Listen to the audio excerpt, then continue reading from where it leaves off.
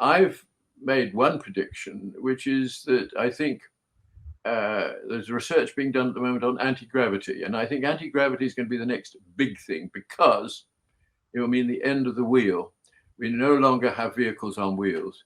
We'll be able to just float around in the sky, and that is going to change everything because at the moment, if you look at human cultures, one of the worst things that's happening, it sounds ridiculous to say this, is the traffic jam.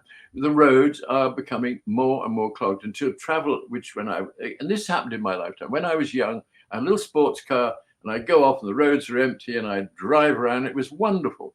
Now, driving a car is just a chore. And you see somebody in a Lamborghini that can do 300 miles an hour in a traffic jam, and you think, what are we playing at here? This is ridiculous. But the point is that once we've developed anti-gravity so that we can float in the sky and we don't have to stay on the ground, that will change the whole structure of society. Society will suddenly become freed up in a way that's almost impossible to imagine today.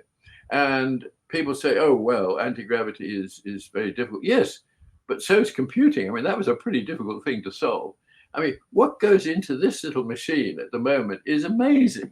And you wait until you get anti-gravity and society suddenly isn't bogged down on the ground in a traffic jam, but floating wherever they want to go. It will change the whole way we live. And I only wish I'd lived to see it, but I won't, because the zombie cells are taking over. Do you know what a zombie cell is? No, tell me. A zombie cell is a nasty little cell which, from the age of sort of late 60s until later on, you start getting more and more zombie cells, and these are little cells that have nasty chemicals which actually reduce the efficiency of cell replacement, and that is built in to create an aging process. And you might say, well, why do we age? Why don't we just go on? We age because you need to shuffle the genes. You need to have new generations where genes are mixed in a different way, so your species remains flexible. But if now scientists are starting to discover how to defeat the zombie cells, and once they're gone, you won't age anymore. And that's going to be another development. Actually, it has its own problems, because if nobody ages, and there are 7,800 million of us on the planet now. There are only 3,000 million when I wrote The Naked Ape 50 years ago. So there's twice as many people on Earth today as there were when I wrote The Naked Ape. If that goes on and we defeat the zombie cells that create aging, then, because aging, there's nothing inevitable about aging. I mean, it'd be very simple eventually to stop it, because we know what the process is. I won't go into it; it's a bit complicated. But that I just meant zombie cells is one part of it. But we do now understand the aging process and how people biochemically get old. So we'll be able to defeat aging, and if we can develop anti-gravity. See, I'm painting a picture now, which is a new world, totally new world, which we'll be living in. And it will require, because every invention creates a problem. If you invent a carving knife, you can use it to kill someone, so that you have a problem. Every new invention, like the tall building, requires the invention of an elevator. So every new invention demands that we do something to combat the damages that it can do. And we will find that these new developments, like extending life, will create huge problems. But we'll then have to solve those problems. And when we solve those, and it goes on and on. And that has been happening now for 10,000 years, because for a million years, we hardly changed. I mean, we were just hunter-gatherers in small tribes. And then it all went wrong, or right, whichever way you look at it, when we started farming, when we created a food surplus, and that was it. Then we were off and running to cities and urban life as soon as we had a food surplus, because hunter-gatherers didn't have that. And then we started farming, and farming developed to urban life, and here we are. And it's the next 100 years is going to be amazing, absolutely amazing.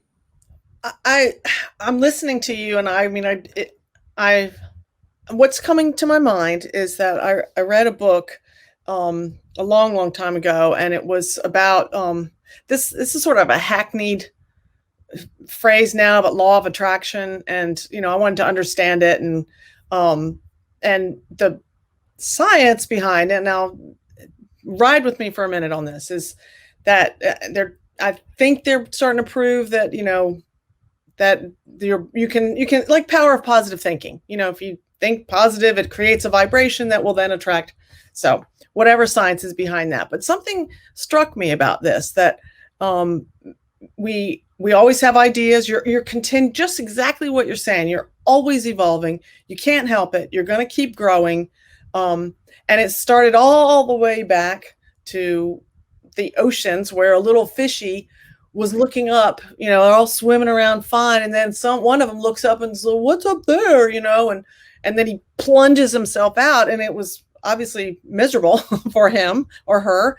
And but that evolved into it growing legs, because it had to, like the building made the elevator, and then it's gone on from there till we then became the naked ape, and from there. But to speak to your point, it's seemingly gone growing exponentially. It's this long drawn out, the dinosaurs, and then humans, and now it's kind of like boom, boom, boom, boom, boom, boom. And so I'm interested to see too. And what's the point of living forever? I mean, right now I'm not prepared at all to die. I want to live. I want to live. But I'm still finding out really who I am, and I'm always been a late bloomer. But some people, like the vampire shows, it's hell to live all forever, because you lose all your friends, but I guess if your friends aren't dying, where are we to go if we don't die? What will become of us if we don't die? If what? Well, if life is extended, and don't forget, in primeval times you only live 20 or 30 years. I did some calculations once of what would be the natural lifespan of man, and it's you can do this roughly on body weight, because an elephant lives longer than a mouse, and so the bigger the animal, the longer it lives. And I reckon that human beings should live about 40 years. That's about, I think, what was originally planned, as it were, by evolution. And of course, they didn't live that long because there were a lot of hazards, and the average lifespan was very, very short. And it's got slowly longer and longer and longer.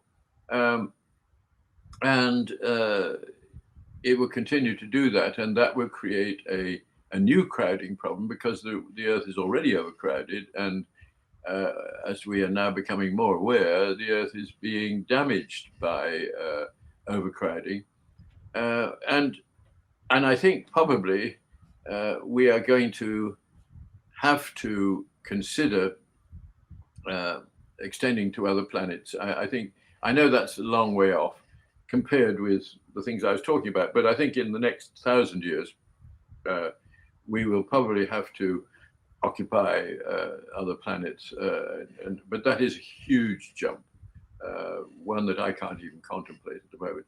But either that, or we are going to have to find some way, some humane way, to stop the growth of the human population, because 7,800 million is already a lot. I mean, we're already pretty crowded. We don't really want to get any bigger, but there are about, I don't know what it is, something like 200,000 more people every day on the planet. And it's a huge number, and it gets, well, if you stop to think about it, there's been over 3,000 million added in the last 50 years. So we are facing a population crisis, and that is another thing that we're going to have to solve. But we'll solve it.